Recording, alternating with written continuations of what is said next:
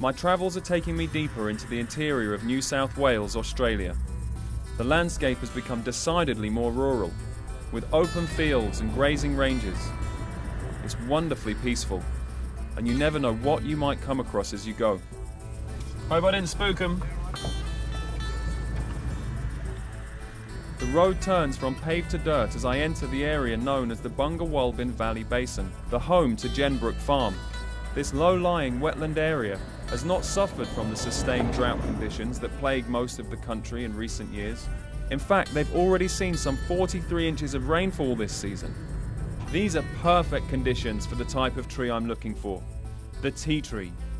Particularly, I'm in search of the botanical species Melaleuca alternafolia, which loves the marshy, humid climate that naturally exists here. I'm told that carbon dating in the region has determined that this tree has thrived on these lands for some 36,000 years. Hello. Hi, How's it going? welcome to Jenbrook. This is the tea tree farm. That certainly is, sir. And what are you cooking? We're just firing up the stills. Uh-huh. What's your name? My name's Brian. Brian, I'm Nathan. G'day, Nathan. How are you? I'm very well, thanks. And this is your property? Yes, it is. This is Jenbrook Farm, organic tea tree plantation. Organic tea tree It is. plantation. That's exactly Wild why I've come. harvest. Wild harvested. What does that mean? Well, it means that it's harvested in the wild. Uh-huh. It's in its own native state, the way nature intended it to be. Would it be possible to take a look around? You most certainly can. Yeah? All right, let me just grab my hat because this hot sun's a little bit strong for me. I agree. My fair English skin. It's quite a trek to get all the way out to where they're harvesting the trees. The trails are rough going, made more so by the recent heavy rains.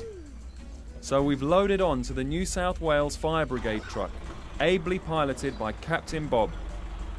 The absolutely wild trees typically cultivated are actually inaccessible today because of the saturated ground. They grow in such low-lying areas that it's too wet for harvesters to work safely, or for trucks to get close enough to haul the leaves out of the forest. So after about 30 minutes, we've reached the reserve section of the plantation, where Brian's crew is hard at work on the planted rows. He assures me that this is still considered wild growth forest because the trees are surrounded by other native trees and grasses, which provide shelter for the predators that keep potentially harmful pests at bay. So the natural balance is maintained without the need for chemical intervention. While the rains present some difficulty in the harvest of the tea tree, its abundance benefits the forest in many other respects. Some of the compounds in the tree, in the oil that it produces, have an antifungal effect. So in wet weather, we're of the opinion that the water miscible compounds flow down into the root structures via the bark. Mm-hmm. Because if you harvest it during a wet period, the yield is down considerably. So we're of the opinion that the oil is shedding compounds out of the oil into the ground to act as an antifungal agent. As were so many of the world's beneficial natural remedies, tea tree oil was originally discovered by the native people of this area. The tea tree got its name when the Aborigines showed Captain James Cook and his men how to boil the leaves to make a spiced tea. The Bundjalung Aborigines have utilised the oil from the leaves of this tree for thousands of years. They would rub the saturated leaves on burns, cuts and bites to alleviate pain and heal the skin. They would use crushed leaves as an insect repellent.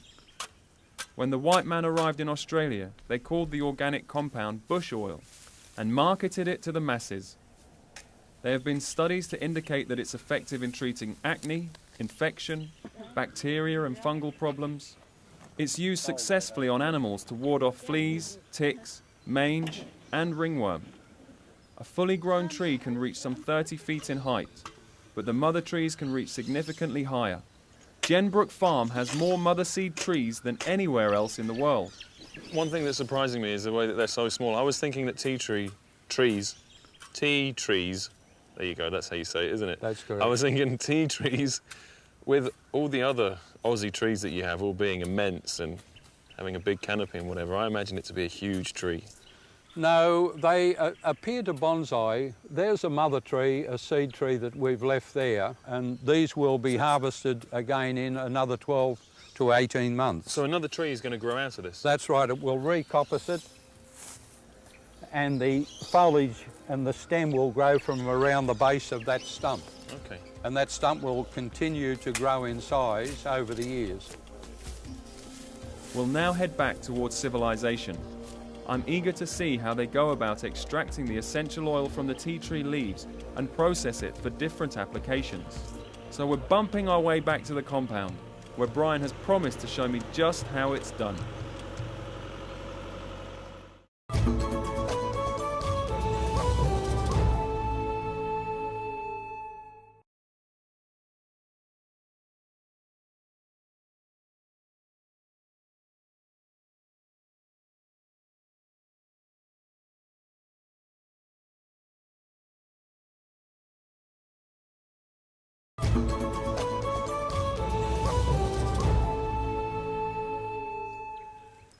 Deb and Michael are hard at work loading today's harvest into the Gembrook Farm stills in order to begin the process of organic tea tree oil extraction.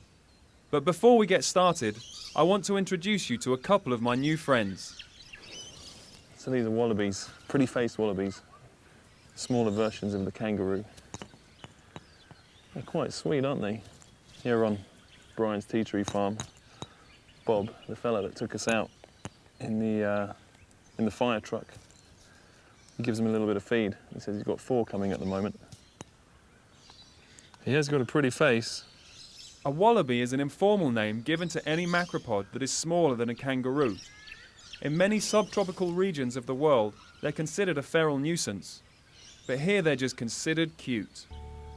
I'd like to show you the distillation method. Okay. We follow the same system and traditions of the old-fashioned distillation. Now, the simple system of this distillation processing is that we're creating the fire. We take the exhaust through the water. The water level is up to here, allowing space for the steam.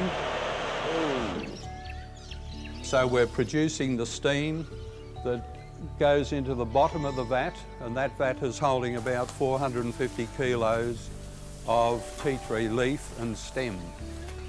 And what about the ecological impact of using this timber? These are major eucalyptus trees that have died or fallen down. They've been, as you can see, this one has been suffered the effects of bushfire, so the tree has died. Yeah. So this amount of wood here would run about 4 or 5 stills, so it's a very efficient process. So if we didn't burn it here, it would no doubt be burnt in a bushfire. We're working with nature very effectively, in my view. Gembrook Farm has been working symbiotically with the surroundings for more than 100 years to produce the finest therapeutic grade oil in the world. Bryan is a 3rd-generation tea tree farmer, and he takes it as a personal responsibility to ensure that careful hand harvesting and slow process distillation guarantees their oil is 100% pure. Now, the steam is the vehicle that travels up through the leaf. Yep. It encourages the oil in the leaf to vaporise. It then exits from the top. It then goes into a cooling system as a gas. It is then condensed through that cold water in stainless, and it then goes into a settling pot in the room at the back of the building. Now, I've taken a sample of the condensed water returning into the settling pot. The oil being lighter than the water is floating on the top, so that's pure 100% organic tea tree oil.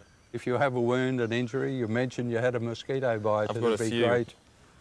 It would be great on there. All right, thank Immediate relief. Yeah. Wow, that is tea tree oil. I'm going to stink of it for weeks. Bryan and I are headed now for his manufacturing plant in Korakai.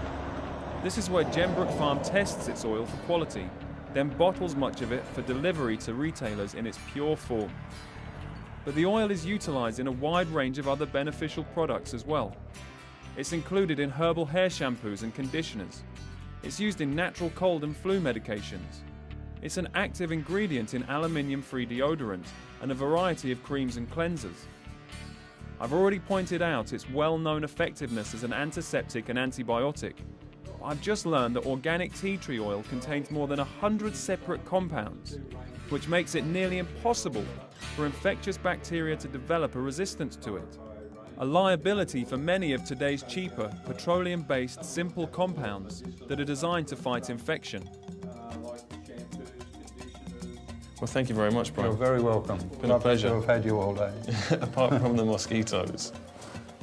Bye. Bye-bye.